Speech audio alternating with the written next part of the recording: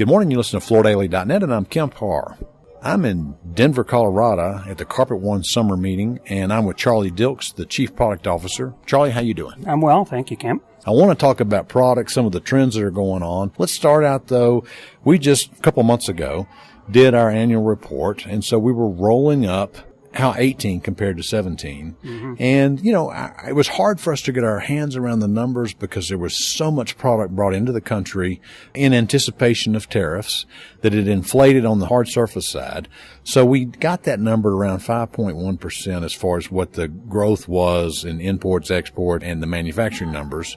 But we really think consumer number was a little less, maybe closer to 3.8. What do you think? Yeah, I think plus or minus a couple of basis points. Fortunately, our business was a little bit better than that. We do measure ourselves against the industry, a number of different indexes, but I think 3.5% to 4% is probably the right range. And then I think if you move further into 2019, I think that all the inventory that came in the latter half of the 18 has affected the consumption numbers, or at least the industry numbers, in the first part of 2019. And actually, if you look at 19's not doing as well as 18, is it? No, it's not. It's a bit of a head scratcher, at least, for us, and I think a lot of people that we talk to. But I think the fundamentals are still there in terms of the economy and some of the things that we follow. So anyone I'm talking to, and a lot of them, as I say, often smarter than I am, are all sort of sensing or hoping that the back half of the year will be better than the first half of the year. Yeah, one indicator that we like to look at is this consumer sentiment, this University of Michigan research that they do. And, there is that factor that the people who fill out the research are the ones who have time to fill out the research. So are we really getting a good read on what the active consumer is thinking? I don't know. But it's at a 15-year high. So the sentiment is strong, and yet flooring, if we're talking about retail replacement, might be flat at best if you look at the whole country. So that is a little bit of a disconnect. It is, and it's a head scratcher because, not only that index, but if you look at job creation and wages are growing and unemployment's low and interest rates are low now, apparently heading lower. So all those things usually mean that business is pretty good, and it's just not materializing. All right, so let's look at what did grow last year and what was flat. Just real quickly, carpet was flat in dollars, down in units. Ceramic was flat. We had wood and laminate down 4%, which was, kind of a real surprise for us. Mm-hmm. And then you had everything around LVT and multi-layered LVT. They actually were most of the growth. We saw the resilient business grow 28%. The LVT piece of it up 40%. Again, that included a lot of what was shipped in, may not have been consumed. But isn't it interesting that the consumer has jumped on this LVT with both legs? Well, it is, and I would go further than what you said and say it's accounting for all the growth. And what we're seeing is that's continuing into 2019. In fact, my sense is that every flooring category other than vinyl, primarily LVT, modular vinyl, is down this year. And so now the industry's flat, but I'm not sure where we'd be right now if LVT wasn't growing at the pace it is. So, for the last couple of years, it's accounted for virtually all the dollar growth in the industry. So this brings me to a question that I thought we'd have some fun with. Because first, most people know, Charlie, that you're the chief decision maker for somewhere between 1,500 to 2,000 stores. So you're probably one of the most influential buyers of flooring product in the United States.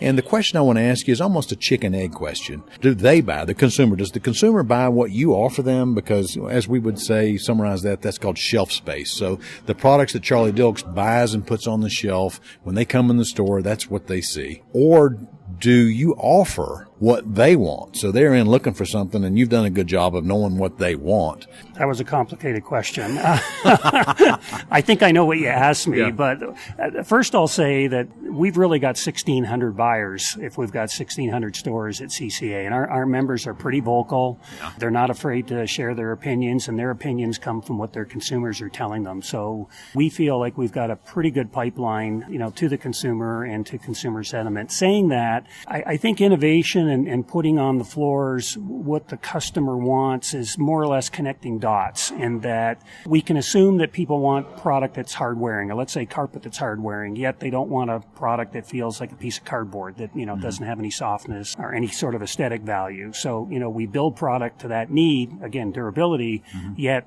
balancing out what we think will sell based on what that need is. I think waterproof is a great example. When we introduced our first line of LVT almost 10 years ago now, in the early stages of developing the story, we were calling it water resistant. Yeah. And then said, well, waterproof probably, sounds a little bit better. Obviously, here we are 10 years later, and waterproof is really, the story in flooring right now. But then you extend that to wood, which we've just launched a couple of new introductions in the waterproof wood category, which, we're particularly bullish on, because, now you have a product that we know the consumer wants, but that hasn't been able to put it into wet areas of their home, hence, the growth of LVT, and we're going to be able to offer it in real wood, real veneer.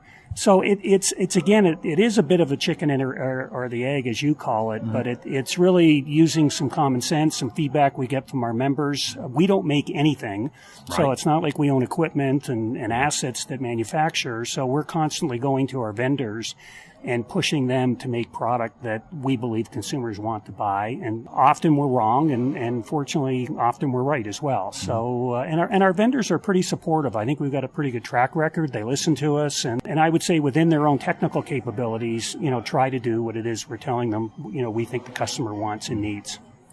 Well, who teaches the consumer what's in style? Well, I think there's a lot of, if you go back 30 years ago, it was probably a retail sales associate based on what the purchase cycle was. Today, there's just so many different sources. There's obviously, the internet and all the various places the consumer can go to learn about flooring. And then I think HGTV and other shows similar to that have a big influence on the consumer around flooring and all products that go into the home. And some would say if you're a Shaw or a Mohawk or a manufacturer that has a lot of their assets tied up in soft flooring and carpet, they're a little disgruntled about that. And in our case, we don't make anything, but we'll sell whatever the consumer wants to buy. So, but I really think all these social media outlets and just media in general today is influencing the consumer greatly. So if you were to crystal ball this LVT fast, almost a spike in growth, how much longer do you think this will last?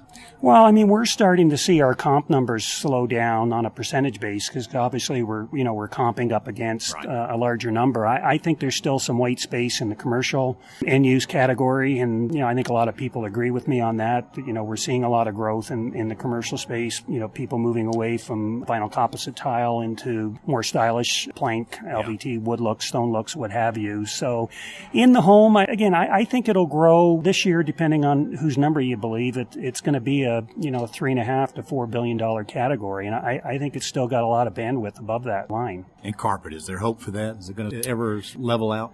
Well, we thought, based on our numbers last year at least, we actually had a little bit of growth in carpet, and it was our feeling or hope, because we like selling carpet. I think it's a full-service category, and that's where we excel, and it's more profitable for our members to sell. Exactly. But so what's been going on the last 6 or 9 months is, as I said earlier, is a bit of a head-scratcher for us. But I think there'll always be a place for carpet in the home. The frustrating thing about carpet right now is it's never looked better. The mills, even though we live in a consolidated industry, are very, very innovative about the product they're making and the fiber technology that's available today and the tufting machines and what they can make. So everyone's trying pretty hard. The consumer's just not playing ball, I guess, at this point in time. But I think if I look out in 5 years, my sense is that, carpet will probably stabilize perhaps within 2 or 3 percentage points of where it is right now insofar as overall share. All right, Charlie, I appreciate the insight on why the consumer's making the decisions they're making. Again, been talking to Charlie Dilks, the Chief Product Officer with CCA Global, and you've been listening to Kemp Harr and FloorDaily.net.